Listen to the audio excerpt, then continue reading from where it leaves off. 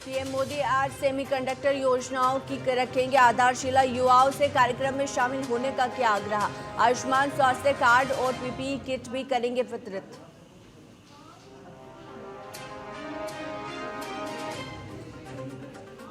और हरियाणा की नई सरकार का फ्लोर टेस्ट। थोड़ी देर में जेजीए और विधायकों ने गैर हाजिर होने को कहा। व्हिप के बावजूद 4 एमएलए विधानसभा पहुंचे। और पीएम मोदी के बाद सीएम योगी का कर्मचारियों को बड़ा तोहफा। होली से पहले महंगाई भत्ते में 4% बढ़ा। 1 जनवरी 2024 से होगा लागू। कांग्रेस ने जारी की 43 लोकसभा उम्मीदवारों की दूसरी लिस्ट। मुकुलनाथ छिंदवाड़ा और वैभव गहलोत जालोर से लड़ेंगे चुनाव। अब तक 82 नामों का ऐलान कर चुकी है कांग्रेस। और ग्रेटर नोएडा में ढाबे में लगी भीषण आग। फायर ब्रिगेड की 10 गाड़ियों ने आग पर पाया काबू। हादसे में किसी के हताहत होने की कोई खबर नहीं।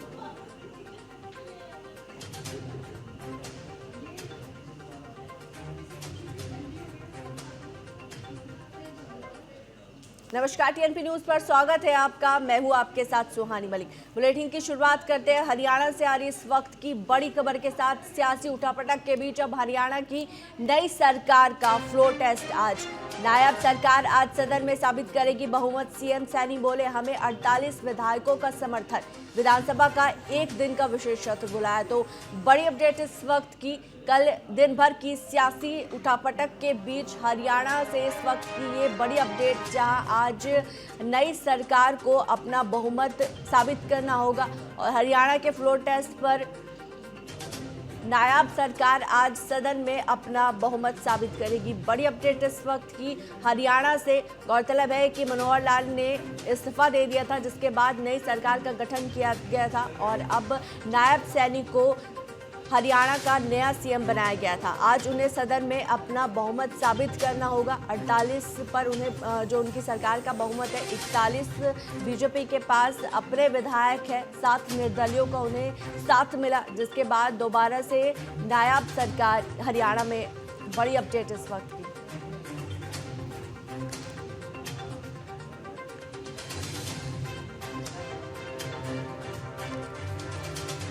तो हरियाणा से बड़ी अपडेट इस वक्त की। हरियाणा में आज फ्लोर टेस्ट है और इसी को लेकर आज सदन में अपना जो बहुमत है वो नायब सरकार को पेश करना होगा। गौरतलब है कि मनोहर लाल खट्टर के इस्तीफे के बाद हरियाणा में नई सरकार का गठन हुआ था।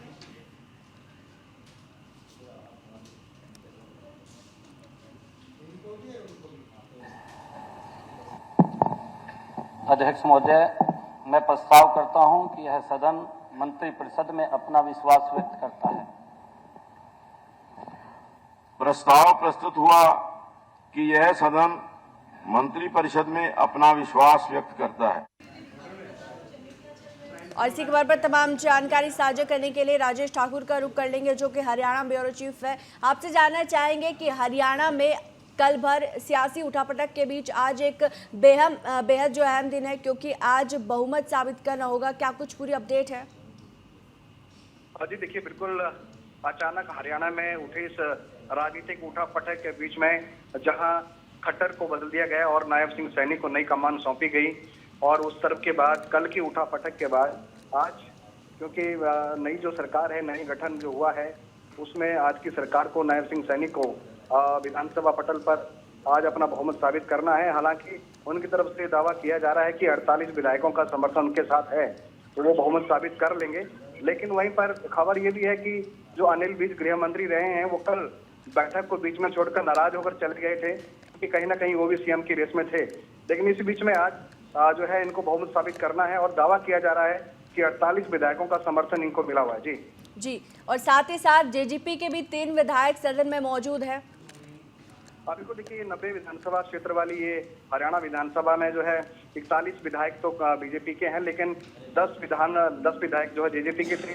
उन्होंने अपना समर्थन वापस दिया। 4.5 वर्ष तक वो सरकार को समर्थन करते रहे और सरकार में एक अहम महत्वपूर्ण पद जो डिप्टी सीएम का था वो दुष्यंत चौटाला के पास था। लेकिन हरियाणा में लोकसभा चुनाव को लेकर सीटों में जो आपस में सहमति नहीं बन पाई, जिसके चलते सीट शेयरिंग के विरोध के चलते उन्होंने अपना समर्थन वापस लिया और सरकार को कल उन्हें जो है वो गठन के लिए प्रयास करना पड़ा। और इसी बीच में भाजपा के उच्च कमान ने जो है मुख्यमंत्री का चेहरा बदल दिया और उसके अनिल विज जो गृह मंत्री थे, वरिष्ठ नेता हैं, वो सीएम की रेस में थे। उनका नाम नहीं आने के कारण वह बीच में बैठक छोड़कर निकल गए हैं। नाराजगी जाहिर है उनकी।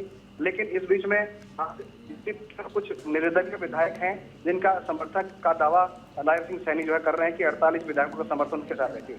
जी चलिए, बहुत बहुत शुक्रिया इस खबर पर तमाम जानकारी साझा करने के लिए। तो इस वक्त की बड़ी अपडेट हरियाणा से, जहां आज विधानसभा का विशेष सत्र बुलाया गया है।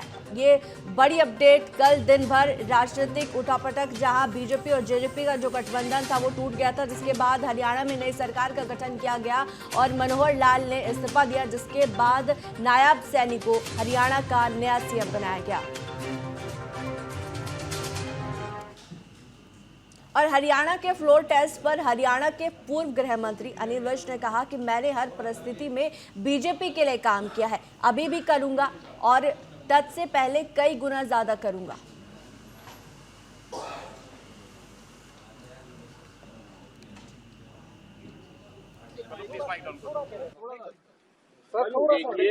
चुप करो यार। मैं भारतीय जनता माइक पार्टी थोड़ा का डाउन। अनन्य मार माइक। परिस्थितियां बदलती रहती हैं, लेकिन मैंने हर परिस्थिति में बीजेपी के लिए काम किया है और अब भी करूंगा, पहले से कई गुना ज्यादा करूंगा। Thank you. और प्रधानमंत्री नरेंद्र मोदी ने वीडियो कॉन्फ्रेंस के जरिए इंडिया टेक्नो चिप्स फॉर विकसित भारत कार्यक्रम में हिस्सा लिया। केंद्रीय रेल मंत्री अश्विनी वैष्णव ने कहा कि आज एक साथ 3 सेमीकंडक्टर यूनिट का भूमि पूजन है। तीनों परियोजना और हाल ही में हुए माइक्रोन परियोजना, इन चारों को मिलाकर 4 बड़े प्लांट तैयार होंगे और भारत में सेमीकंडक्टर उद्योग स्थापित होगा। पीएम मोदी के आत्मनिर्भर भारत मिशन में सेमीकंडक्टर उद्योग का बहुत ही महत्वपूर्ण रोल है और इन चारों में से एक प्लांट आज असम में लगा है। डबल इंजन की सरकार कैसे काम कर रही है, ये चारों प्लांट इसका उदाहरण है। एरोप्लेन हो, फैक्ट्री में लगने वाली मशीनें हो, कंप्यूटर हो, मोबाइल फोन हो, हर चीज में सेमीकंडक्टर लगता है। इसीलिए प्रधानमंत्री जी के आत्मनिर्भर भारत के मिशन में सेमीकंडक्टर इंडस्ट्री का बहुत ही महत्वपूर्ण रोल है। और सबसे अधिक खुशी की बात यह है कि इन 4 सेमीकंडक्टर प्लांट्स में से एक प्लांट भारत के नॉर्थ ईस्ट असम में आज लग रहा है। कितनी खुशी का वो दिन होगा जब अमेरिका में, यूरोप में, जापान में made in Assam, made in Gujarat और made in India semiconductor chip से बनने वाली कारें दौड़ेंगी, लैपटॉप बनेंगे, कंप्यूटर बनेंगे, मोबाइल फोन चलेंगे। आज के इन तीनों प्लांट और माइक्रोन के सेमीकंडक्टर प्लांट में एक और खासियत है। डबल इंजन की सरकार में कैसे काम तेजी से होता है, ये चारों के चारों प्लांट। और लोकसभा चुनाव की घोषणा से पहले मोदी कैबिनेट की आज अहम बैठक है। ये बैठक पीएम मोदी के निवास 7 लोक कल्याण मार्ग पर होना है। माना जा रहा है कि लोकसभा चुनाव 2024 की घोषणा से पहले ये मोदी कैबिनेट की आखिरी बैठक होगी। पीएम मोदी मौजूद कार्यकाल की आखिरी बैठक में बड़े फैसले कर सकते हैं। कयास लगाए जा रहे कि चुनाव आयोग जल्द ही लोकसभा चुनाव की तारीखों का ऐलान कर सकता है। तारीखों का ऐलान होने के साथ ही आचार संहिता लागू हो जाएगी, जो कि चुनाव होने तक जारी रहेगी।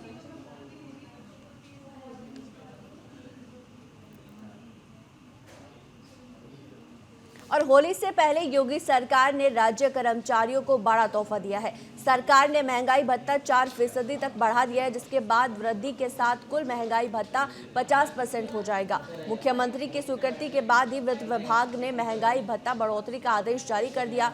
बढ़ा हुआ महंगाई भत्ता मार्च के वेतन के साथ दिया जाएगा। इसका लाभ राज्य कर्मचारियों और पेंशन पाने वालों को 1 जनवरी 2024 से मिलेगा। इस वृद्धि में सरकार के खजाने से करीब 350 करोड़ रुपए का अतिरिक्त बोझ पड़ेगा। सरकार के इस फैसले का लाभ करीब 18 लाख कर्मचारियों को मिलेगा, जिसमें 12 लाख राज्य कर्मचारी, करीब 6 लाख शिक्षक है और इसके अलावा 12 लाख पेंशनरों की महंगाई राहत भी 4% बढ़ी हुई है। हालांकि पेंशनरों को बढ़ी हुई महंगाई को भत्ते देने का आदेश अभी जारी नहीं हुआ है। उम्मीद है कि इसे जल्दी जारी कर लिया जाएगा। इससे पहले केंद्र कर्मचारियों के लिए 7 मार्च को एक साथ कई खुशखबरी आई थी। इसी के साथ ही उनके हाउस रेंट अलाउंस की भी 3% इजाफे का ऐलान किया गया था।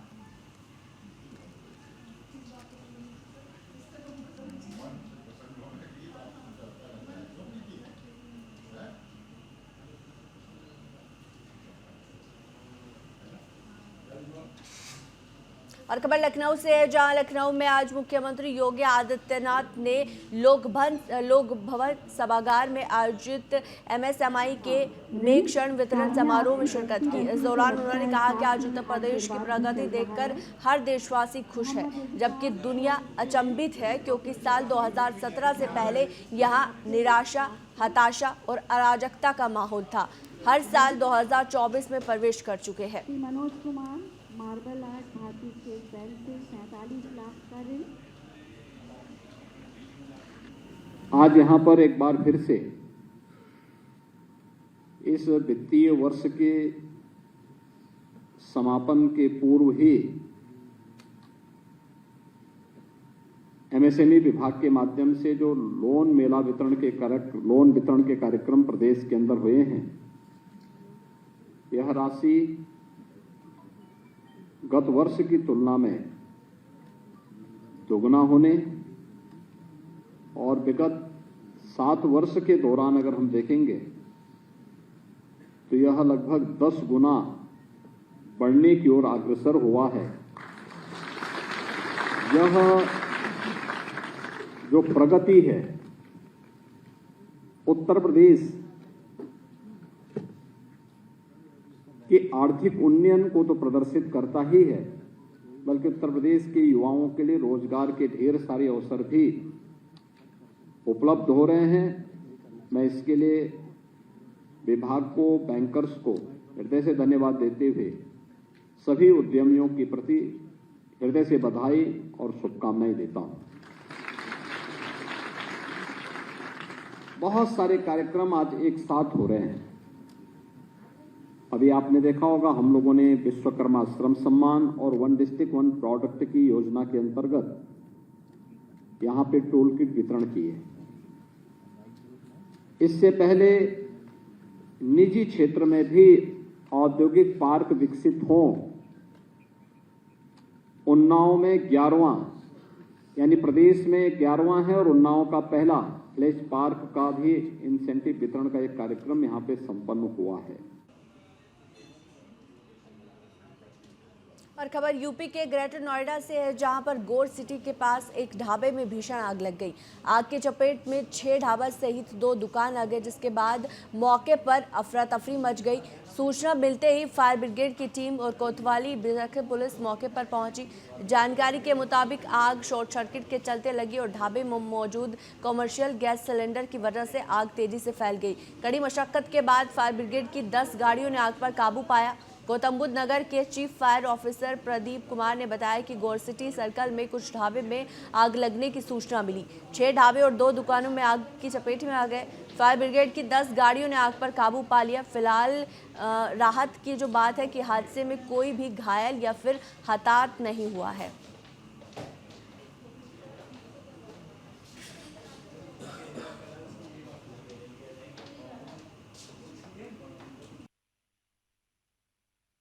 और खबर दिल्ली से है, जहां दिल्ली बीजेपी प्रदेश कार्यालय में CAA को लागू करने के बाद एक जश्न का माहौल देखने को मिला। इसके अलावा इसमें पाकिस्तान, अफगानिस्तान से आए हुए हिंदू, मुस्लिम और सिख ईसाइयों ने प्रधानमंत्री नरेंद्र मोदी को धन्यवाद किया।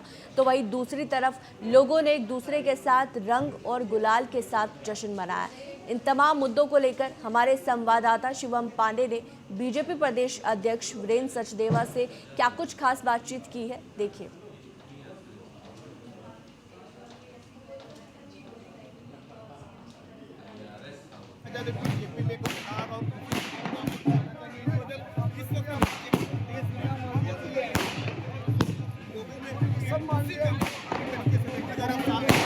बात किया जाए लोगों से तो कहीं ना कहीं उत्साह है कि मोदी जी को धन्यवाद दे रहे हैं। तो सबको से देखा जाए कि बात किया जाए और जगह देश की बात किया जाए, लोग आने के बाद उनकी नागरिकता निकल पाएंगे। लेकिन इस वक्त मैं यहाँ पर लगातार पटाखों को लेकर लोग जश्न मना रहे हैं। हम कोशिश करेंगे उत्साह देखने को मिल रहा है। प्रदेश में चाहिए मोदी जी को क्या धन्यवाद देना चाहिए? धन्यवाद तो ये सब करने आए हैं। बिल्कुल पाकिस्तानी और अफगानी आज सिख भाई हमारे यहाँ आए हैं, वो कह रहे हैं कि माननीय मोदी जी ने जो कहा वो करके दिखाया है। माननीय मोदी जी ने हमें हमारी पहचान दी है और सारी उम्र हम उनका एहसान नहीं भूलेंगे।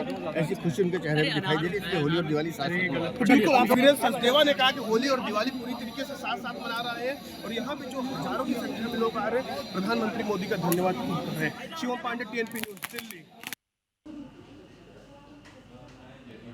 और दिल्ली के सीएम अरविंद केजरीवाल ने कहा कि ये सीए क्या है। केंद्र की बीजेपी सरकार का कहना है कि सीए लागू होने से 3 देश यानी कि बांग्लादेश, पाकिस्तान और अफगानिस्तान से जो शरणार्थी आए हैं उन्हें इसका फ़ायदा होगा। तो केजरीवाल ने साथ ही साथ ये भी कहा है कि अगर 3 देश यानी कि बांग्लादेश, पाकिस्तान और अफगानिस्तान के अल्पसंख्यक भारतीय नागरिकता लेना चाहते हैं तो उन्हें दी जाएगी। इसका मतलब है कि बड़ी संख्या में अल्पसंख्यकों को हमारे देश में लाया जाएगा, उन्हें नौकरियां दी जाएगी, उनके लिए घर बनाए जाएंगे। बीजेपी हमारे बच्चों को नौकरी नहीं दे सकती, लेकिन वो पाकिस्तान के बच्चों को नौकरी देना चाहती है। हमारे कई लोग बेघर हैं, लेकिन बीजेपी पाकिस्तान से आए लोगों को यहाँ बसाना चाहती है। वो हमारी रोजगार उनके बच्चों को देना चाहती है, वो पाकिस्तान को हमारे घरों में बसाना चाहती है। साथ ही साथ अरविंद केजरीवाल ने कहा कि भारत सरकार का जो पैसा हमारे परिवार और देश के विकास के लिए इस्तेमाल होना चाहिए, वो पाकिस्तानियों को भारत में बसाने के लिए इस्तेमाल किया जाएगा। ये सीए आखिर है क्या?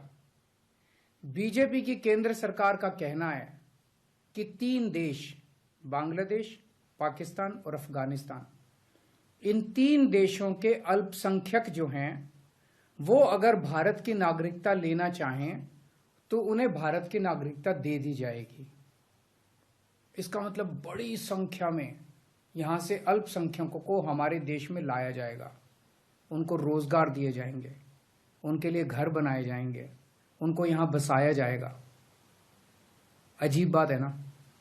बीजेपी की केंद्र सरकार से हमारे बच्चों को रोजगार दिए नहीं जा रहे, पाकिस्तान से लोगों को लाके उनके बच्चों को रोजगार देना चाहते हैं। हमारे लोगों के पास तो घर नहीं है, भारत के तो ढेरों लोग बेघर हैं, लेकिन बीजेपी वाले पाकिस्तान से लोगों को लाके उन्हें भारत में बसाना चाहते हैं, उनको घर देना चाहते हैं। हमारे रोजगार उनके बच्चों को देना चाहते हैं, हमारे हक के घर उनमें पाकिस्तानियों को बसाना चाहते हैं। भारत सरकार का जो सरकारी पैसा हमारे परिवार और देश के विकास पे खर्च होना चाहिए, वो पैसा पाकिस्तानियों को भारत में बसाने पे खर्च किया है। और किसान की कर्ज माफी को लेकर शाहनवाज चौधरी ने एक बार फिर से दिल्ली में आवाज उठाई है। उन्होंने कहा कि बड़े बड़े उद्योगपतियों को कर्ज माफ किया जा सकता है, लेकिन भारत के किसानों और आम जनता को लेकर केंद्र सरकार क्या कर रही है। साथ ही साथ उन्होंने कहा क्या उनका भारत देश नहीं है, क्या उनका कर्ज माफ का अधिकार नहीं है। वहीं शाहनवाज चौधरी ने कहा कि हमारे पास 30,000 से ज़्यादा कर्ज माफ करने का आवेदन आ चुके हैं। हम सुप्रीम कोर्ट में PL दायर कर केंद्र सरकार से अपनी पूरी बात रखेंगे। था किस तरीके से काम कर रहे हैं? देखिए, मैं प्रशासन को मीडिया के माध्यम से बात बता देना चाहता हूं, अगर वो सोचते हैं कि हमारी आवाज़ या जनता की आवाज़ को ऐसे दबा देंगे तो ऐसे दबाने वाले नहीं हैं या हम रुकने वाले नहीं हैं। अभी उन्होंने कल रात को 12 बजे के आसपास हमें बताया कि हमें परमिशन नहीं दी जाएगी, जबकि हमने 15-20 दिन पहले उनसे अपील की थी कि जंतर मंतर पर हमें शांतिपूर्ण काम करने दें। अभी आप हैरान होंगे जान करके, पिछले 2-2.5 घंटे में ही लगभग 3,500 से ज़्यादा लोग सिग्नेचर करके जा चुके हैं। और अभी जब मैं जंतर मंतर से आया, आप वहाँ देखिएगा लगभग 1000 से ज़्यादा लोग सिग्नेचर कर रहे हैं। प्रशासन जगह नहीं देगा तो ऐसा नहीं है जनता भाग जाएगी, जनता जाने वाली नहीं है, देश की जनता है। क्या लगता है सरकार प्रशासन के माध्यम से आपके इस मुद्दे को दबाने की कोशिश कर रही है? असल में क्या है, सरकार को ये लग रहा है कि जनता अगर जाग गई, जनता जागरूक हो गई, तो जैसे बड़े बड़े उद्योगपतियों का कर्जा माफ किया है वैसे आम जनता का भी कर्जा माफ करना पड़ेगा। या फिर जनता ये कह रही है अगर जनता का कर्जा माफ नहीं कर सकते हैं तो जो उद्योगपतियों का कर्जा माफ किया गया है वो पैसा वापस लिया जाए उन उद्योगपतियों से, क्योंकि वो बैंकों का पैसा नहीं है। बैंकों में किसका पैसा पड़ा है? बैंकों में जनता का पैसा पड़ा हुआ है। जनता का पैसा आपने उद्योगपतियों को दे दिया और अब जनता मांग रही है कि हमारी कर्जा माफी कर दीजिए। खासकर से वो लोग जो नोटबंदी, GST, लॉकडाउन के कारण कर्जे की दलदल में फंसे हैं, वो लोग बहुत ज्यादा परेशान हैं और कोई सुनने को तैयार नहीं है। और इस तरह से काम नहीं चलेगा। हमने सुप्रीम कोर्ट में PI लगाने के लिए हमारी टीम काम कर रही है, लीगल टीम के हमारे साथी हैं, वो लोग लगातार काम कर रहे हैं। आज सुप्रीम कोर्ट में PI लगाई जानी थी। आप ये देखेंगे लगभग ये डाटा रखा हुआ है, 25-30 हज़ार लोगों के सिग्नेचर आए हुए, लेटर आए हुए हैं। आज भी जैसे मैंने बताया 3,500 लोगों ने सिग्नेचर कर दिया, सिर्फ दिल्ली NCR के लोग हैं। अभी हम इसके बाद पूरे इंडिया जाएंगे। सरवत जी, लगभग कितने लोग होंगे जो आत्महत्या कर चुके होंगे, परिवार की किस तरीके से? देखिए, सरकार के आंकड़े हैं, पिछले 5 वर्ष में 50,000 ज्यादा लोगों ने कर्ज के कारण आत्महत्या की है पिछले 5 वर्ष में ही। और पिछले 2022-22 में ही 20,000 ज्यादा व्यापारियों ने आत्महत्या की है। पहली बार ऐसा हुआ जो किसानों की आत्महत्या थी वो कम हुई और व्यापारियों की ज्यादा हुई। किसानों का भी मरना गलत है, उनका भी कर्जा माफ होना चाहिए, व्यापारियों का भी होना चाहिए, नौकरी करने वालों का, आम गृहिणी का, महिलाओं के साथ व्यभिचार किया जा रहा है। अभी समूह लोन के केस में अभी आप देखिए, आज हरियाणा से 100-150 महिलाएं आई थी। इन्होंने बताया समूह लोन वाले कह रहे हैं कि अगर आप कर्जा नहीं चुका सकते हैं तो आप हमारे साथ आ जाइए, हम आपके से कर्जा वसूल कर लेंगे। महिलाओं के साथ व्यभिचार किया जा रहा है। तो फिलहाल मेरे साथ इस बुलेटिन में इतना ही। देश और दुनिया की बाकी तमाम खबरों के लिए बने रहिए TNP न्यूज के साथ। नमस्कार।